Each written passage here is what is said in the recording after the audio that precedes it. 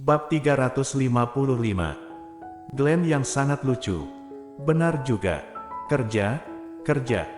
Audrey Han membawa Glenn ke area makanan segar. Glenn yang bertubuh kecil tetap mendorong kereta belanja. Dia berinisiatif untuk berjalan di depan Audrey Han, dan berkata, "Mommy, ikan rebus yang dibuat oleh Bibi Gita adalah yang terenak.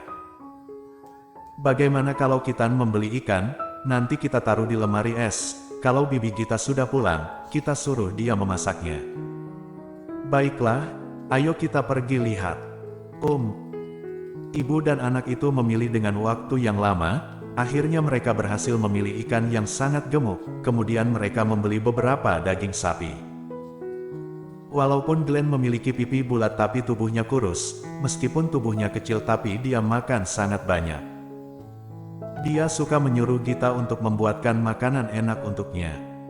Dia sangat gembira saat pergi ke supermarket. Dalam beberapa saat, Glenn menambahkan banyak barang ke keranjang belanja. Saat di luar negeri, biasanya Gita dan Glenn yang berbelanja di supermarket. Audrey Han jarang menginjakkan kaki ke supermarket. Kalau dia pergi, dia hanya membeli kebutuhan sehari-hari saja. Dia tidak terlalu mengerti tentang makanan segar ini. Sebaliknya, Glenn malah bisa cepat membedakan mana yang bagus dan mana yang buruk, kemudian memasukkannya ke dalam keranjang belanja ketika sudah memilihnya. Ketika mereka keluar dari area makanan segar, keranjang belanja sudah penuh. "Sayang, apakah kamu mempelajari ini semua dari Bibi Gita?" Glenn mengangguk, "Ya, Mommy, ketika kamu sedang mencari inspirasi, Bibi Gita dan aku akan pergi ke supermarket untuk membeli barang-barang. Bibi Gita mengajariku yang mana yang harus dibeli." Setelah berbicara, Glenn mengangkat dagunya, meminta pujian. Audrey Han mengulurkan tangan dan menyentuh kepala kecilnya. Dia memujinya tanpa ragu. "Glenn sangat hebat. Apakah kamu ingin menjadi koki ketika kamu dewasa?"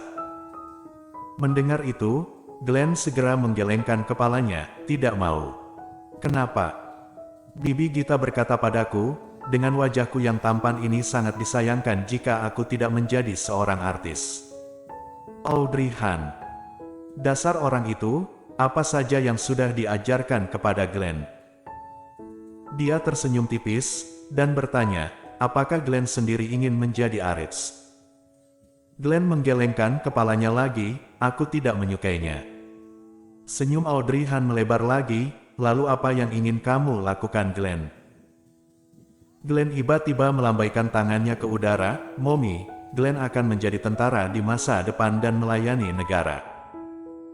Setelah mendengar itu, langkah Audrey Han tiba-tiba berhenti, dan Glenn mengangkat kepalanya, "Kenapa, Mommy?" "Tidak." Audrey Han berhenti, menundukkan kepalanya dan meremas daging di pipi Glenn. "Mimpi yang sangat bagus. Selama Glenn menyukainya, Mommy tidak akan menghentikanmu." "Terima kasih, Mommy. Aku tahu Mommy pasti akan mendukung Glenn." Pada awalnya, Glenn memegang wajah Audrey Han dan menggosoknya, lalu mencium pipinya. Senyum di mata Audrey Han semakin dalam. "Kamu. Ayo jalan. Ayo pergi ke lantai 2 untuk membeli beberapa kebutuhan sehari-hari." "Tapi Mommy, keranjang belanja ini sudah tidak muat. Mari kita bayar ini dulu dan baru pergi ke lantai 2. "Baik." Jadi Audrey Han membawa Glenn ke kasir untuk membayar, lalu mengesampingkan barang-barangnya terlebih dahulu. Setelah itu ibu dan anak itu pergi ke lantai 2 bersama. Setelah naik ke lantai 2, Audrey Han kebetulan melihat ada pakaian di sana, dan menemukan bahwa ada pakaian dengan desain yang agak unik, jadi dia berjalan dan melihat lebih dekat. Glenn melihat sekeliling dan tiba-tiba berkata, "Mommy, tunggu aku akan mengambil kereta belanja lagi." "Oke, hati-hati." Karena Glenn kuat, jadi Audrey Han percaya dan membiarkannya pergi. Glenn berlari untuk mendorong keranjang belanja dengan cepat. "Golden Ye, tolong bantu aku ambil yang di atas dan memasukkannya ke dalam keranjang belanja." Anisong menunjuk ke cangkir yang ada di atas rak. Golden Ye tinggi, jadi dia bisa meraih cangkir dan menurunkannya. "Apakah ini cukup?" Anisong meliriknya, "Mengapa kamu begitu buru-buru?" Sudah susah payah datang ke kota Suzhou. Mari makan di sini siang hari ini. Bibi akan memasak untukmu, tidak ada yang bisa dibeli lagi di sini. Ayo pergi ke area makanan segar yang ada di lantai bawah. Setelah itu, Anisong berbalik dan bersiap untuk berjalan. Ketika dia berjalan, dia melihat Glenn kecil lucu sedang mendorong kereta belanja dengan punggung menghadap ke arahnya. Dia sedang berjalan sendirian. Pada saat itu, Anisong merasa seperti ada sesuatu dan ingin mengambil langkah maju. Lift ke lantai pertama ada di sini. Suara acuh tak acuh datang dari belakang, menyadarkan Anisong. Dia menoleh ke belakang dan menjawab, "Aku tahu, aku akan segera ke sana." Kemudian saat dia berbalik lagi, Glenn kecil yang mendorong kereta belanja tadi sudah tidak terlihat lagi.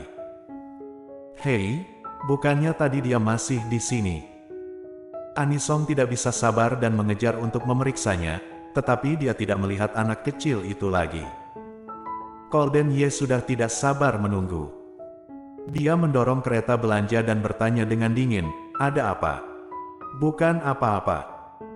Anisong menggelengkan kepalanya, "Aku baru saja melihat seorang anak yang terlihat sangat imut. Aku tidak menyangka dia akan hilang dalam sekejap." Setelah mendengarnya, Golden Ye tidak bisa menahan diri dan mengerutkan kening. "Jika kamu suka, kamu bisa melahirkan satu." Anisong memelototinya, "Omong kosong apa? Di usiaku seperti ini apakah aku bisa melahirkan anak? Bukankah itu lelucon?" Setelah berbicara, Anisong berbalik pergi. Golden Ye mengikutinya tanpa ekspresi. Anisong di depan berkata dengan dingin, "Aku rasa kamu harus bergegas untuk menikahi seorang istri dan punya bayi. Dengan begitu, bibi aku tidak bosan. Lagi pula, aku tidak sibuk bekerja sekarang, dan aku dapat membantumu mengurus anak-anakmu." Setelah mendengar soal anak, ekspresi wajah Golden Ye menjadi suram. Tiba-tiba berpikir, 5 tahun yang lalu, ketika Claire Kiao memohon pada dirinya sendiri untuk membiarkan anak itu. Jika dia tidak pergi saat itu, apakah anak itu sudah berusia 5 tahun sekarang? Memikirkan hal ini, Golden Ye tidak bisa menahan untuk tersenyum kecut. Apakah dia gila? Anak itu bukan anaknya, tapi dia mengharapkan anak ini. Golden Ye menutup matanya dalam-dalam, mengulurkan tangannya dan meremas pelipisnya. "Jangan membahas hal ini lagi, menyebalkan." Anisong berbalik dan memelototinya, "Apakah kamu pikir aku ingin membahasnya? Usiamu sudah semakin tua, apakah kamu ingin belajar dari bibimu? Kesepian hingga mati. Tidak apa-apa. Jika kamu benar-benar ingin begitu, jangan bahas ini." Golden Ye bergumam sedih ketika dia mendengar dia berbicara tentang Huang Quan. Anisong berkata, "Semuanya tidak boleh dibahas. Kamu benar-benar memiliki banyak permintaan, orang-orang seperti kamu benar-benar tidak memiliki apa-apa selain tampan dan kaya. Pantas saja kamu masih single sampai sekarang. Tidak punya apa-apa selain tampan dan kaya." Golden Ye, "Pergi, ayo pergi ke area makanan segar di lantai bawah untuk membeli makanan segar." Bersambung.